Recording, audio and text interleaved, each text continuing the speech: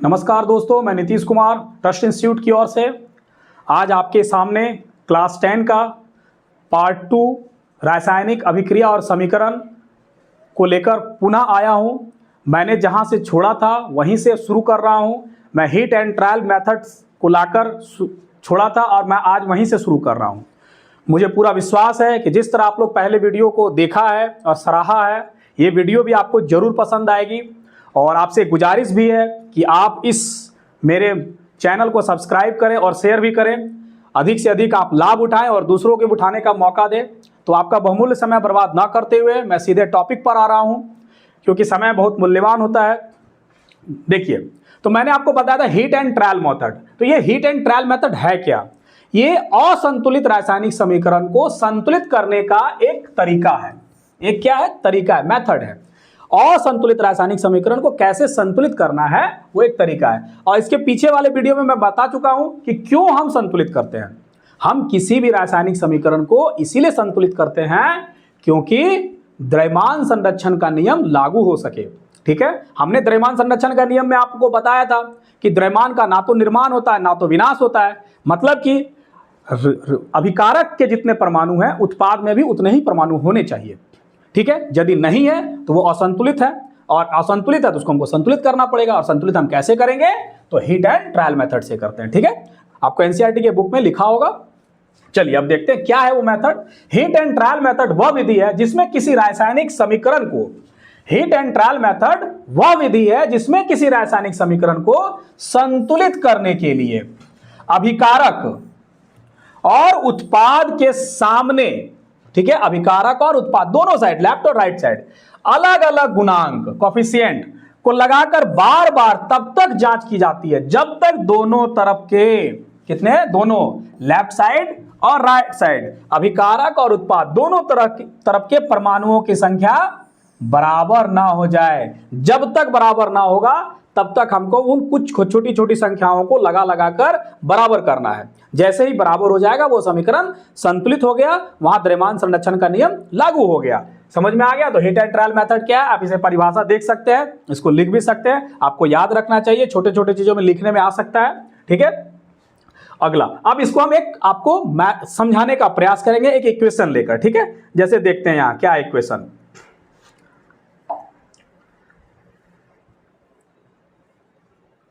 जैसे यही इक्वेशन है, यही एक समीकरण है। ठीक है, यही एक समीकरण है। ठीक है, Fe प्लस H2O, ठीक है, क्या बन रहा है? Fe3O4 और H2, यही समीकरण है। इसको कैसे संतुलित किया जाता है? तो आपको इसको फेज वाइज लिखना है अच्छा नंबर लाने के लिए। यदि मान लीजिए समीकरण को संतुलित करना है, आपको अच्छा नंबर लाना है क्लास 10 में, तो ऐसे मत लिख दीजिए दोनों और संख्या लिख के और निकल जाइए। ऐसे में नंबर कटने का चांस होता है। आपको इसको फेज वाइज, आपके एनसीईआरटी में दिया हुआ है, चरण ब चरण दिया हुआ है, तो हम आपको वैसे ही बताएंगे ताकि आपको समझ में आए और आप उसको आसानी से कर सके। ठीक है, तो एक ठोक करके देखते हैं पहले। तो सबसे पहले हमको क्या करना है, इसको फेज वाइज करके देख लेते हैं। सबसे पहले हमको क्या करना है कि जैसे कि मैं इसी में बता देता हूं आपको, यही एक इक्वेशन है। ठीक है, तो सबसे पहले हमको चरण 1 में, ठीक है, स्टेज 1 में क्या करना है, चारों ओर इसे एक बॉक्स बना देंगे। ठीक है, चारों ओर बॉक्स बना देंगे सारे के। ठीक है, पहले फेज में हमको ये करना है। ठीक है,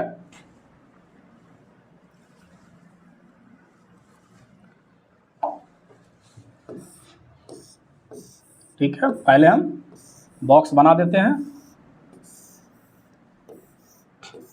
अब आपके मन में सवाल आया होगा कि ये बॉक्स क्यों बनाया गया? बॉक्स इसलिए बनाया गया कि आप अंदर के चीजों के पास कोई छेड़छाड़ नहीं करना है। आपको जो भी कोफिशिएंट लगाना है, जो भी संख्या आपको पुट करना है, वो आपको बॉक्स के बाहर, मतलब यहां पर पुट होगा, यहां पर पुट होगा, यहां पर आप लगाएंगे, यहां पर लगाएंगे, अंदर नहीं लगा देना, इस जगह पर, इस जगह पर नहीं तो क्या होगा, वो सूत्रों के साथ छेड़छाड़ हो जाएगा, जो ऐसा होता नहीं है। ठीक है, तो चरण 1 में आपको क्या करना है, फर्स्ट फेज में आपको बॉक्स बना देना है, एक बक्से के अंदर रख देना है। ठीक है, सेकेंड फेज में क्या करना है, आप एक एक को क्या करना है, देखिए चरण 2 में, जैसे कि आपको पीछे से भी आप देख सकते हैं, पीछे भी आपको दिखा देता हूं। फर्स्ट फेज बता दिया, सेकेंड फेज में आपको इस तरह लिखना है। ठीक है, सेकेंड फेज में देखिए इसमें आपको चरण 2 क्या करना है, तत्व लिख देना है। लोहा है, Fe है, हाइड्रोजन है और ऑक्सीजन है, इसको लिख देना है। 3 पार्ट करना है बॉक्स को, ठीक है। एक में लिखना अभिकारक के परमाणुओं की संख्या, ठीक है। तो भाई LHS लेफ्ट हैंड साइड में अभिकारक के परमाणुओं की संख्या कितना है, Fe1 है, H2 2 है, O है, ठीक है। तो इसको अभी आप देख सकते हैं, जैसे मैं यही आपको बता देता हूं, Fe था, Fe प्लस H2O, ठीक है। यहां बन रहा था क्या, Fe3O4 प्लस H2। देखिए यहां लोहा कितना था, 1, इस साइड 1 है तो Fe लेफ्ट साइड 1 है, लेफ्ट साइड में H2 2 है तो H2 2 है, ठीक है। और O ऑक्सीजन कितना है, 1 है, तो हमने इसको लिख दिया, ठीक है। अब राइट साइड उत्पाद की ओर देखते हैं। यहां उत्पाद राइट साइड में RHS में, इधर लोहा कितना Fe है, 3, देखिए Fe 3 है।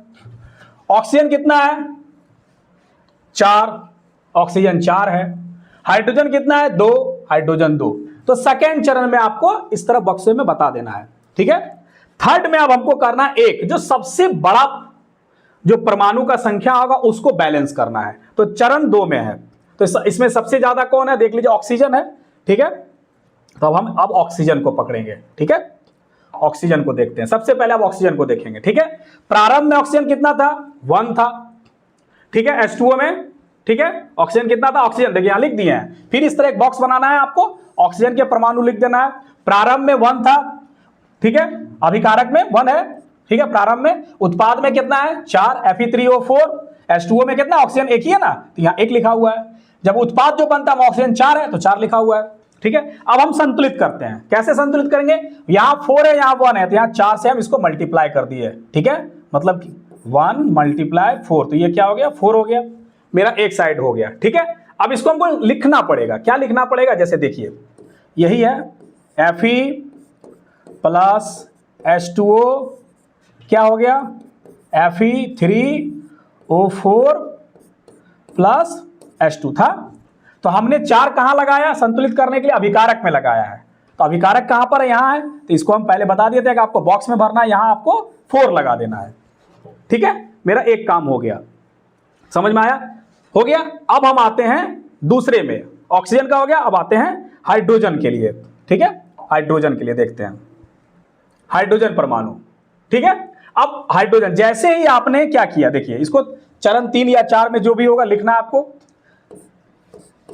Fe प्लस यहां हमने क्या डाला था, 4H2O, ठीक है। यहां बना था Fe3O4 प्लस H2, ठीक है। हमने 4 डाला, तो अब लेफ्ट साइड में अभिकारक कितना हो गया हाइड्रोजन का, देख लीजिए 4 2 जा 8, 8 हो गया, यहां हमने 8 लिख दिया, ठीक है। उत्पाद में कितना है हाइड्रोजन, 2 है, तो इसको बैलेंस करने के लिए हमने कितना कोफिशिएंट लगाया, 4, ठीक है। तो हमने यहां पर क्या किया, अब उत्पाद में हमने क्या किया, हाइड्रोजन के साथ हमको 4 से गुना करना है, तो यहां क्या किए हम, 4 से गुना कर दिए, ठीक है। देखिए 4 2 जा 8, 4 2 जा 8, बैलेंस हो गया, 2 जगह बैलेंस हो गया मेरा। 4 ऑक्सीजन, 4 ऑक्सीजन, देखिए यहां भी O4 है, 4 ऑक्सीजन यहां भी हो गया, 4 2 जा 8, 4 2 जा 8 हो गया, 8 हाइड्रोजन हो गया, मेरा 2 जगह हो गया। अब आते हैं Fe पर, Fe कितना था, 3 था पहले, ठीक है। Fe इस साइड कितना है, अभिकारक में 1, प्रारंभ में कितना है, 1, यहां 1 है, यहां Fe 3 है, तो अब हम यहां क्या करेंगे, इसको बैलेंस करेंगे, ठीक है। इसको बैलेंस किए, ठीक है। इसको भी देख लेते हैं, Fe प्लस H2O, ठीक है, Fe3O4 प्लस H2। तो हमने सबको बक्से में बंद किया था, तो बक्से में बंद कर देते हैं, ठीक है। यहां पर हमने 4 डाला था, यहां पर हमने 4 डाला था। अब यहां पर देखिए, यहां क्या उत्पाद में लोहा Fe 3 है, यहां पर 1 है, तो प्रारंभ में कितना था, Fe अभिकारक में 1 है, इधर उत्पाद में 3 है, आप देख सकते हैं 3 है यहां पर। तो अब संतुलित करने के लिए हमको क्या करना होगा, अभिकारक में 3 से गुना करना होगा, 3 कोफिशिएंट लगाया गया है, देखिए वहां तो 3 पहले से है, तो यहां नहीं कुछ करना है, यहां करना है। तो हम यहां पर क्या करेंगे, अब 3 लगा देंगे, ठीक है। आगे 3 लगा दिए। तो मेरा पूरा अब इक्वेशन क्या हो गया संतुलित रूप में, उसको लिख देंगे हम लोग, जैसे बीच में यहां लिख देता हूं, यहीं नीचे पर। तो क्या हो गया 3Fe प्लस 4H2O, ठीक है, बन गया मेरा क्या Fe3O4 प्लस 4H2। अब देख लीजिए 4 2 जा 8, 8 हाइड्रोजन है, 4 2 जा 8, 8 हाइड्रोजन हो गया। Fe3 है, इधर भी 3Fe है, 4 ऑक्सीजन है, 4 ऑक्सीजन है, मेरा संतुलित हो गया। यही है हीट एंड ट्रायल मेथड, अलग अलग करके सबको हमने देख लिया, ठीक है। इसी को कहते हैं हीट एंड ट्रायल मेथड। इसी को आपको फेज वाइज लिख देना है। फेज वाइज में जैसे पहले मैंने आपको बताया, सबसे पहले आपको क्या करना है, सबको बॉक्स में डाल देना है।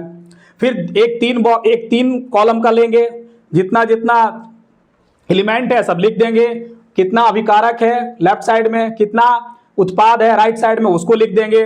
फिर एक एक एलिमेंट को, एक एक तत्व को हम बैलेंस करेंगे। जैसे कि मैंने पहले ऑक्सीजन को किया, फिर हाइड्रोजन को किया और फिर Fe को किया। वो चरण को अलग अलग चरण में आपको बता देना है और फाइनल में ये लिख देना है। ये सबसे अच्छी विधि है। आप में टीचर 1 नंबर भी आपको नहीं काट सकते हैं यदि आप ऐसा प्रदर्शित करेंगे, ठीक है। प्रैक्टिस कीजिएगा, स्पीड बढ़ जाएगा, तुरंत बना दीजिएगा, ठीक है। तो आगे बढ़ते हैं, उसी को हमने यहां पर करके दिखाया है। समीकरण के रूप में यही था। अब हीट एंड ट्रायल मेथड से हमने क्या किया, सबको बैलेंस करके यहां बता दिए हैं, ठीक है। अब देखिए यहां पर क्या है, Fe3 दोनों तरफ, O4 दोनों तरफ, 8 हो गया दोनों तरफ, इस प्रकार समीकरण संतुलित हो गया। तो हीट एंड ट्रायल मेथड को मैं आपको बेहतर तरीके से समझाने का प्रयास किया हूं। इसे आप देखिएगा, स्थिर से समझने का प्रयास कीजिएगा, जरूर समझ में आएगा। और एक बार आप समझ गए तो आप अच्छे तरीके से परफॉर्म कीजिएगा, ठीक है। नेक्स्ट टॉपिक आ रहा है, अब देखिए, ठीक है। रासायनिक अभिक्रिया के प्रकार, कितने प्रकार के रासायनिक अभिक्रिया होते हैं उसको हम डील करने का प्रयास किए हैं। आपके किताबों में दिया है, कुछ हमने और भी जोड़ दिया ताकि आपको आसानी हो, सबको जान ले एक बार। रासायनिक अभिक्रिया के प्रकार, ठीक है। देखिए रासायनिक अभिक्रिया के प्रकार, यहां पर देखिए सबसे पहला है संयोजन अभिक्रिया। संयोजन मतलब होता है जुड़ना, ठीक है, एक होना। संयोजन मतलब क्या होता है, जुड़ना, एक होना। कॉम्बिनेशन रिएक्शन, क्या होता है कॉम्बिनेशन, पहला ये है आपका, पहला हमने आपको ये बताया है।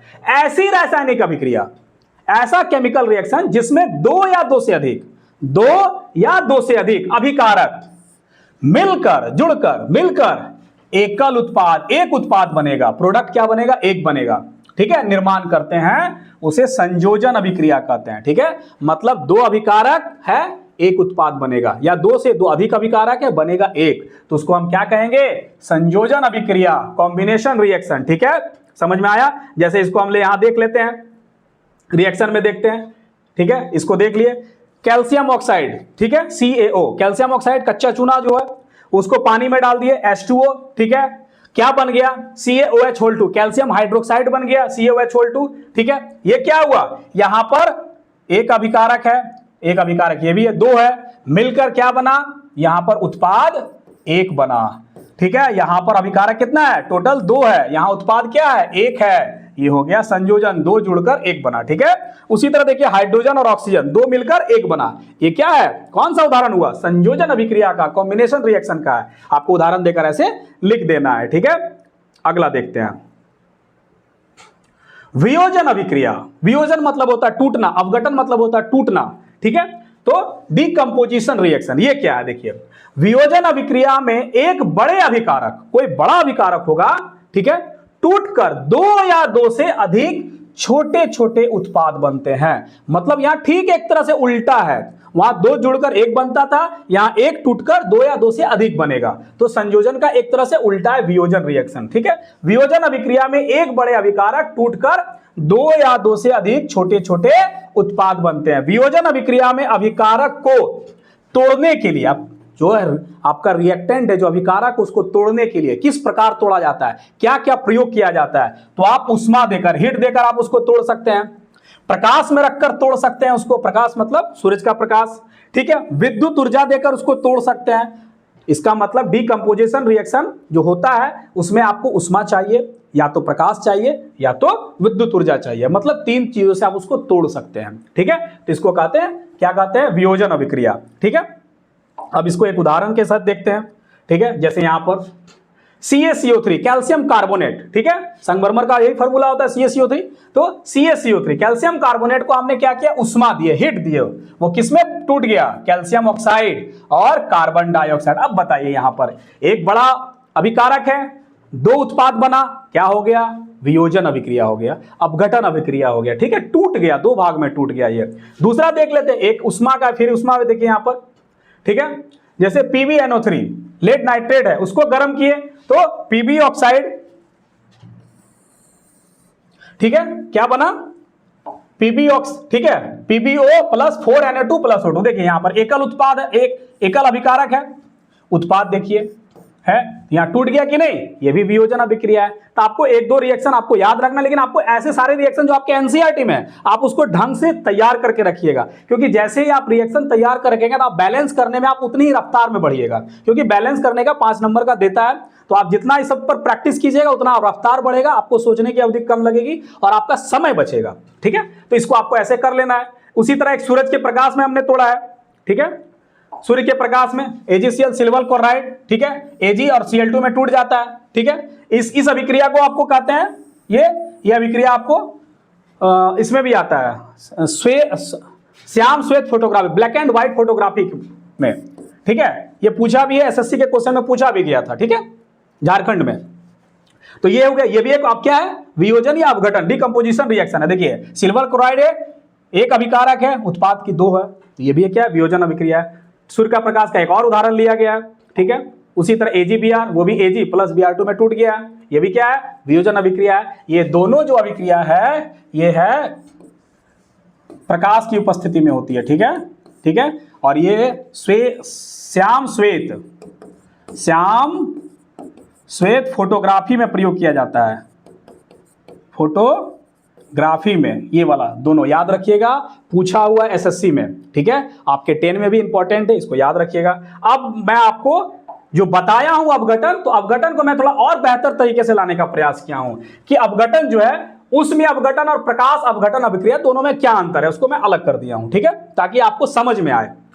यह भी अपघटन है, उसमें अपघटन क्या है यह भी एक अपघटन अभिक्रिया, यह भी एक टूटने का है, उष्मा के द्वारा तोड़े चाहे प्रकाश के द्वारा, दोनों अपघटन अभिक्रिया है, ठीक है। तो वही लिखा हुआ, यह अपघटन अभिक्रिया का एक प्रकार है, यह भी अपघटन अभिक्रिया का एक प्रकार है, ठीक है। जब किसी रासायनिक यौगिक को गर्म करने पर, मतलब उष्मा देने पर, टूटकर दो या दो से अधिक सरल पदार्थों में बदल जाता है, तो इस अभिक्रिया को कहते हैं उष्मीय अपघटन। मतलब उष्मा देने से यदि वो टूट रहा है तो हमको कहेंगे उसको उष्मीय अपघटन, ठीक है।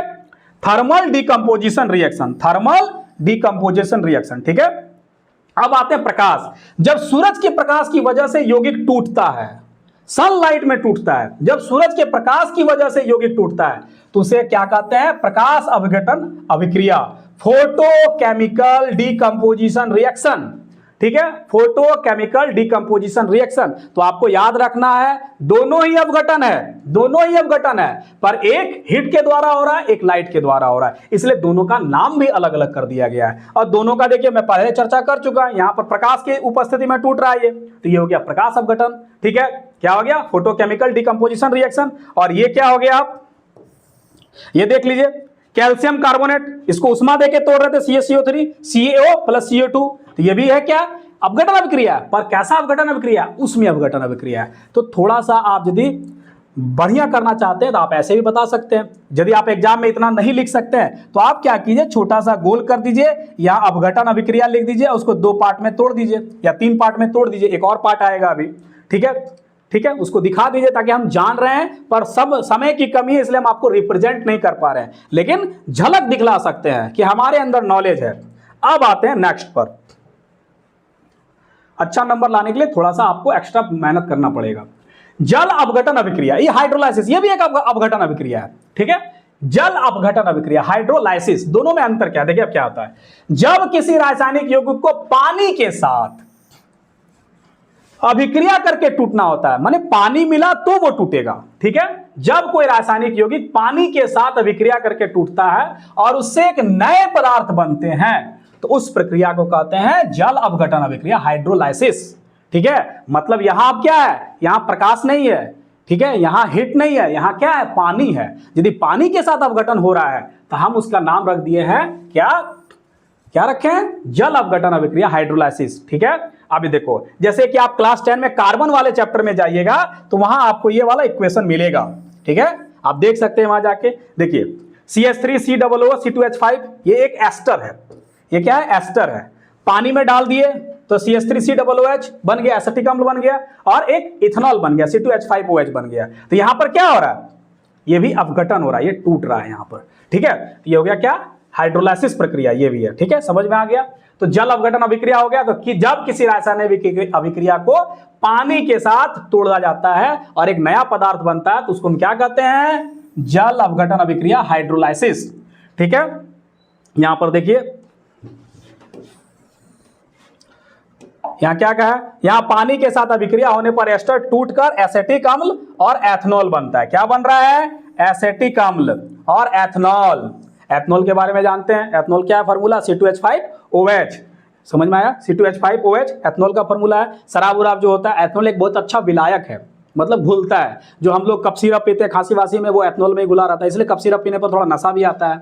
ठीक है, उसके बाद और भी चीज़ों को बनाने में, जैसे टिंचर आयोडीन जो है ना, टिंचर आयोडीन घाव वाव में लगाने के लिए, उसमें भी एथनॉल का प्रयोग किया जाता है। ठीक है, जब आएंगे कार्बन वाले चैप्टर में तो वहां और विस्तार से बताएंगे। ठीक है, आगे आते हैं।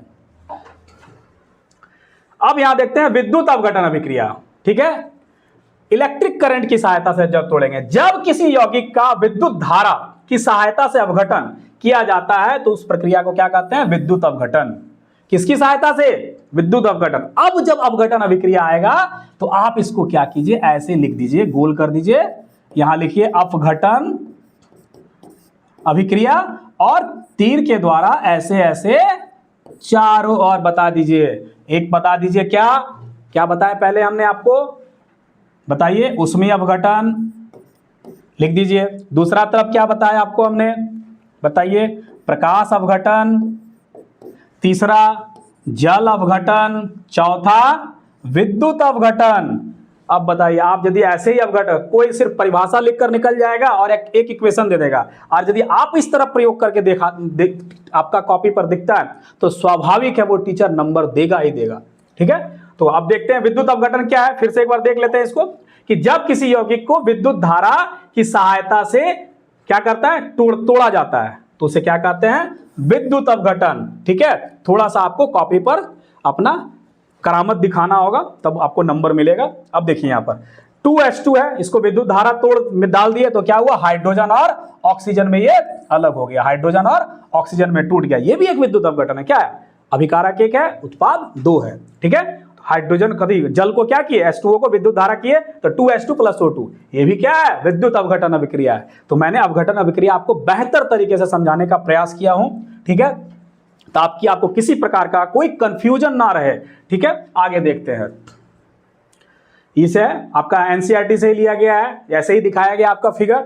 ठीक है, जल को तोड़ा जा रहा है। ठीक है, ऑक्सीजन है, देखिए ग्रेफाइट की रड है, बैटरी से जोड़ा गया है। ठीक है, ये दिखाया गया जल है। ठीक है, हाइड्रोजन और ऑक्सीजन मेरा बन रहा है। ठीक है, हाइड्रोजन और ऑक्सीजन बन रहा है। ऑक्सीजन कहां बन रहा है, ये ऑब्जेक्टिव पूछा जा सकता है, किस पर, एनोड पर, और कैथोड पर क्या बन रहा है, हाइड्रोजन। ये पूछा जा सकता है, छोटे छोटे एग्जामों में पूछ लेता है कि जल अपघटन अभिक्रिया में जो हाइड्रोजन गैस है वो कहां पर मुक्त हो रही है, तो कैथोड पर, और एनोड पर क्या मुक्त हो रहा है, ऑक्सीजन। ठीक है, आगे बढ़ते हैं। ठीक है, ये सब ध्यान रखिएगा थोड़ा थोड़ा। एक बार आप एनसीईआरटी 9, 10 बढ़िया से पढ़ लीजिए, सब कुछ अच्छा होता है। उष्माक्षेपी अभिक्रिया, एक्सोथर्मिक रिएक्शन। ठीक है, इसको भी देख लेते हैं क्या है। जिस रासायनिक अभिक्रिया में उत्पाद के निर्माण के साथ साथ उष्मा भी निकलता है, हीट भी निकलेगा। जिस रासायनिक अभिक्रिया में उत्पादन के निर्माण के साथ, उत्पादन नहीं बोला, उत्पाद। ठीक है, उत्पाद, यही रखिएगा, उत्पाद, इसको हटा दीजिए। उत्पाद के निर्माण के साथ साथ उष्मा भी उत्पन्न होती है, उसको क्या कहते हैं, उष्माक्षेपी रासायनिक अभिक्रिया, एक्सोथर्मिक रिएक्शन। ठीक है, मतलब आपका उत्पाद भी बना और क्या निकला, हीट भी हुआ। ठीक है, अब इसका एक इक्वेशन देख लेते हैं। ठीक है,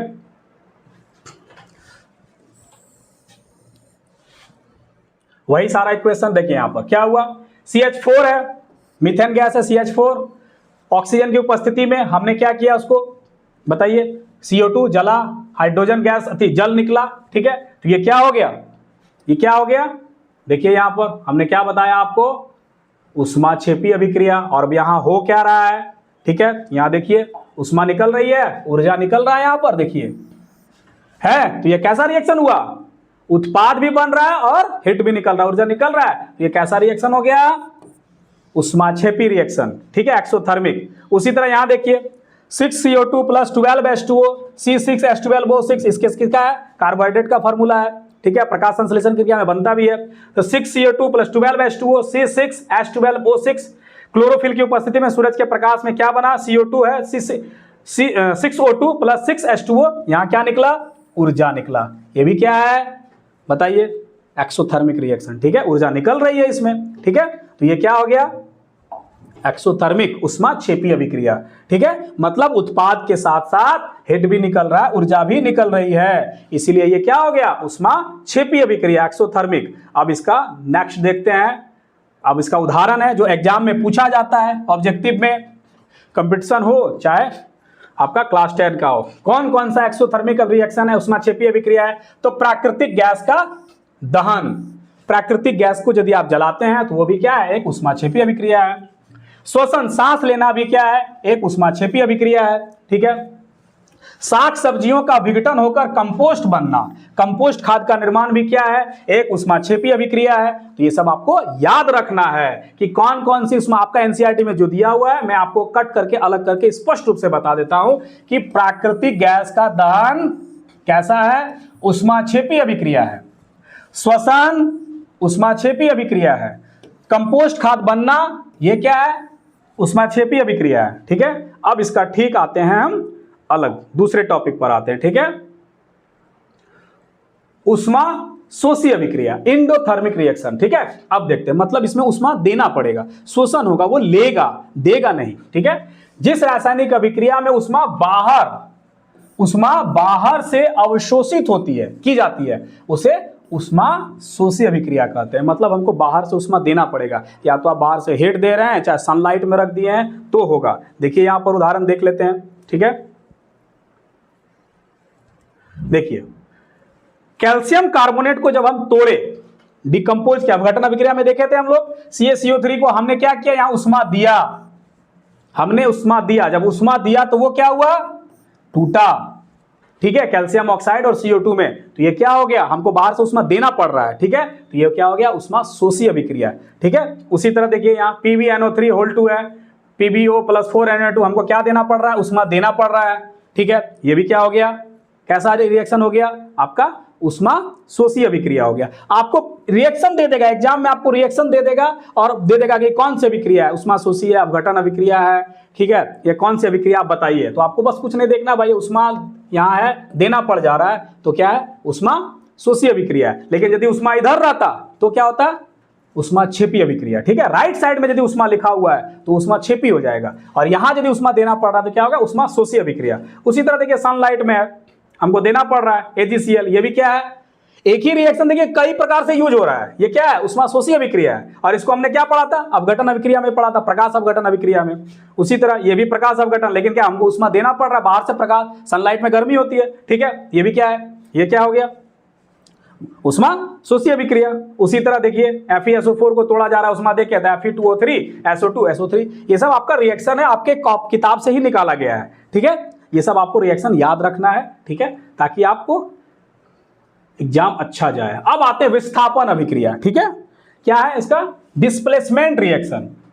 विस्थापन अभिक्रिया वह रासायनिक अभिक्रिया है जिसमें एक अधिक अभिक्रियाशील तत्व, एक क्या है, एक अधिक अभिक्रियाशील तत्व किसी यौगिक से कम अभिक्रियाशील तत्व को हटाकर उसकी जगह ले लेता है। जैसे कि वो कॉमन आपको बताते हैं, उसको ऐसे समझिए कि जैसे मान लीजिए आपके गांव में एगो बॉस है, ठीक है, गुंडा है, और उससे कोई बड़ा गुंडा आ गया, तो बड़ा गुंडा छोटे गुंडे को भगा देता है कि नहीं। उसी तरह है, जो ज्यादा अभिक्रियाशील है वो कम अभिक्रियाशील तत्व को हटा देगा, उसको बाहर कर देगा। तो इसी को कहते हैं क्या, विस्थापन अभिक्रिया, ठीक है। विस्थापन अभिक्रिया वह रासायनिक अभिक्रिया जिसमें एक अधिक अभिक्रियाशील, क्या है, एक अधिक अभिक्रियाशील तत्व जो ज्यादा रिएक्टिव है, किसी यौगिक से कम अभिक्रियाशील तत्व को क्या करता है, हटा देता है। कम अभिक्रियाशील तत्व को वो हटा देगा और जो ज्यादा वाला है उसकी जगह ले लेता है, उसे कहते हैं विस्थापन अभिक्रिया।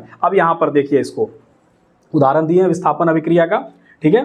देखिए यहां पर Zn जिंक है, CuSO4 है, ZnSO4 Cu। यहां पर क्या हुआ, CuSO4 Cu से ज्यादा रिएक्टिव है Zn, तो Zn ने क्या किया, Cu को हटा दिया, Zn Cu को हटा दिया, Zn Cu के जगह पर आ गया Zn, आ गया Zn, निकल गया Cu बाहर, ये हो गया विस्थापन अभिक्रिया। मतलब ये कम रिएक्टिव था।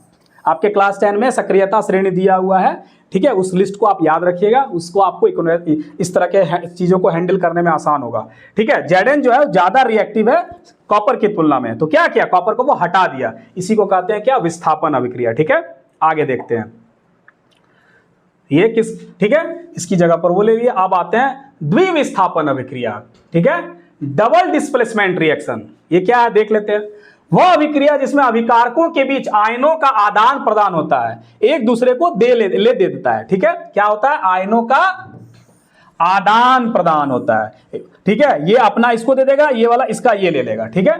तो इसे कहते हैं द्विविस्थापन अभिक्रिया। क्या होता है यहाँ द्विविस्थापन में, आयनों का आदान प्रदान। वह अभिक्रिया जिसमें अभिकारकों के बीच, किसके बीच, अभिकारकों के बीच किसका आदान प्रदान, आयनों का आदान प्रदान होता है, तो उसको कहते हैं द्विविस्थापन अभिक्रिया। अब एक उदाहरण देख लीजिए आप, example NaCl, AgNO3, silver nitrate और NaCl, साधारण नमक के बीच जब रिएक्शन होता है तो NaNO3 के साथ आ गया, Na इसके साथ जोड़ा लगा लिया, ये इसके साथ जोड़ा लगा लिया, ठीक है। देख लीजिए NaNO3 और AgCl, ये क्या हुआ, दोनों एक दूसरे के आयन को बदल लिया, ठीक है। इसको कहते हैं द्विविस्थापन अभिक्रिया, डबल डिस्प्लेसमेंट रिएक्शन, ठीक है। अगला देखते हैं। अब दोनों का मैंने अंतर भी कर दिया है, ठीक है, ताकि आपको आसानी से समझ में आए। विस्थापन अभिक्रिया और द्विविस्थापन, डबल डिस्प्लेसमेंट रिएक्शन में क्या अंतर है, ठीक है। विस्थापन अभिक्रिया वह रासायनिक अभिक्रिया है जिसमें एक अधिक अभिक्रियाशील तत्व किसी यौगिक से कम अभिक्रियाशील तत्व को हटाकर उसकी जगह ले लेता है, उसको विस्थापन अभिक्रिया कहते हैं, ठीक है। उसको क्या कहते हैं, विस्थापन अभिक्रिया। और विस्थापन अभिक्रिया देखिए क्या होता है, ये प्रायः आयनिक प्रकृति के होते हैं, नहीं होते हैं, ये प्रायः आयनिक प्रकृति के नहीं होते हैं, और ये प्रायः आयनिक प्रकृति के होंगे। डबल डिस्प्लेसमेंट रिएक्शन जो जहां होगा, ये क्या है, वह अभिक्रिया जिसमें अभिकारक के बीच आयनों या मूलकों का आदान प्रदान होता है। आयन का, दोनों के बीच क्या होगा, आयनों का आदान प्रदान या मूलकों का आदान प्रदान हो जाता है, उसे द्विविस्थापन अभिक्रिया कहते हैं। जैसे यहां भी देख लीजिए Na2SO4 BaCl2, ये क्या हुआ, NaCl के साथ जुड़ गया और BaSO4 के साथ जुड़ गया, आयनों का आदान प्रदान हो गया यहां पर। तो यहां पर क्या, ये डबल डिस्प्लेसमेंट रिएक्शन आयनिक प्रकृति के होते हैं, लेकिन जो इस तरह का है रिएक्शन वो आयनिक प्रवृत्ति के नहीं होते हैं, ठीक है। यहां कोई अवक्षेप नहीं बनता है, यहां अवक्षेप बनता है, प्रिसिपिटेट बनेगा। प्रिसिपिटेट क्या बनेगा, नमक NaCl, ये नीचे बैठ जाएगा, नीचे जाके बैठ जाएगा, प्रिसिपिटेट बन रहा है। डबल डिस्प्लेसमेंट रिएक्शन में अवक्षेप बनेगा, इसमें नहीं बनेगा। ये आयनिक प्रवृत्ति के नहीं होंगे, वो आयनिक प्रवृत्ति के होंगे, ठीक है। तो मैंने दोनों को आपको अंतर करके रख दिया है ताकि आप एग्जाम में दिक्कत ना हो, आप बेहतर तरीके से परफॉर्म कर सकें। आगे देखते हैं। अब यही सक्रियता श्रेणी है, ठीक है, इसको याद रखना है आपको, ठीक है। सबसे ज्यादा, सबसे अधिक सक्रिय, और सब जैसे जैसे आप नीचे आइएगा क्या होगा, सक्रियता श्रेणी कम है, मतलब ये सबसे ज्यादा रिएक्टिव है, उससे कम रिएक्टिव, उससे कम रिएक्टिव, उससे कम रिएक्टिव, करते करते ये नीचे सबसे कम रिएक्टिव है, ठीक है। इसको याद रखना है, ठीक है। आगे देखते हैं। अवक्षेपण अभिक्रिया, अवक्षेप बताए थे, जो नीचे जब भी कोई केमिकल रिएक्शन होता है, यदि आपका कुछ नीचे अवक्षेप बच जाता है, कोई चीज नीचे बैठ जाता है तो उसको अवक्षेप कहते हैं, प्रिसिपिटेट। तो ये अवक्षेपण अभिक्रिया, प्रिसिपिटेशन रिएक्शन, ये क्या है देखिए।